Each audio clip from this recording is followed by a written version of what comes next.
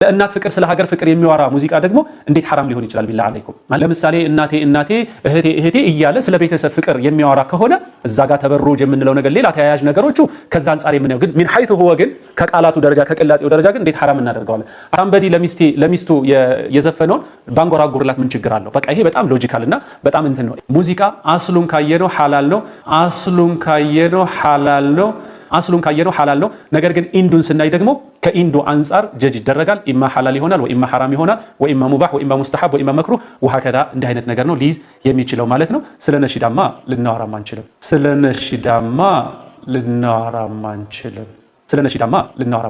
ይህንን ግለሰብ እንደሰማችሁት ሙዚቃን ከሸሪዓ አንፃር ሳይሆን ከሎጂኩ አንፃር ሲያስረዳ ሰምተናል። በየትኛውም ጉዳይ ላይ የሸሪዓ ሁክም የሸሪዓ ፍርድ ከመጣ በኋላ የኛ አስተያየት የኛ አራ የኛ ሎጂክ ቦታ ሊሰጠውና ዞር ብለን ልናየው የሚገባ ጉዳይም አይደለም። አላህ ሱብሓነሁ ወተዓላ ቁርአን ላይ ምን ይላል?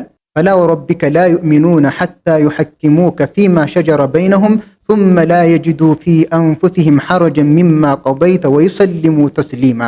በጌታ ይሁንብኝ በትክክል አላመኑም በዛ በተለያዩበት በተጨቃጨቁበት ጉዳይ ላይ አንተን እስከሚያስፈርዱህ ድረስ። ማስፈረድ ብቻ አይደለም፣ ከዛም በኋላ ደግሞ አንተ በሰጣቸው ውሳኔ አንተ በሰጣቸው ፍርድ ላይ ውስጣቸው ላይ ጭንቀትን መቃረንን ላያገኙ ወይሰሊሙ ተስሊማ፣ ለዛ አንተ ለፈረድክላቸው ፍርድ እጅ መስጠትን እስከሚሰጡ ድረስ በትክክል አላመኑም ይላል። ልብ በሉ እዚህ ጋር አላህ Subhanahu Wa Ta'ala ሙእሚኖች ኢማናቸው የተስተካከለ ሊሆን የሚችለው ሶስት መስፈርቶችን ሲያሟሉ እንደሆነ ነገረን። አንደኛ በሚለያዩበት ጊዜ ፍርድን ከማን ሊፈልጉ? ከሸሪዓ ነብዩ ሰለላሁ ዐለይሂ ወሰለም። ሁለተኛ በዛ በተፈረደው ፍርድ ከኔ አስተያየት ጋር አልገጠመም ከኔ ሎጂክ ጋር አልገጠመም ብሎ ውስጡ ቅር ላይለውና ያንን ፍርድ በተለያዩ ምክንያቶች ላይመልስ።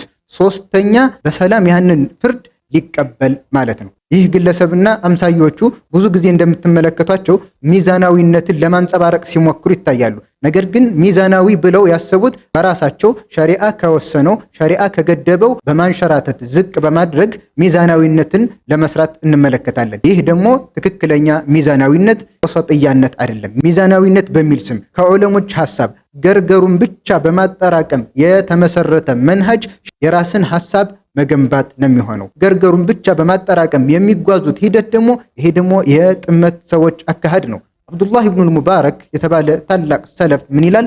መን ተተበዐ ሩኸሰል ዑለማ ተዘንደቅ። ገርገሩን ብቻ እየመረጠ የሚከተል ሰው ዝንዲቅ ይሆናል።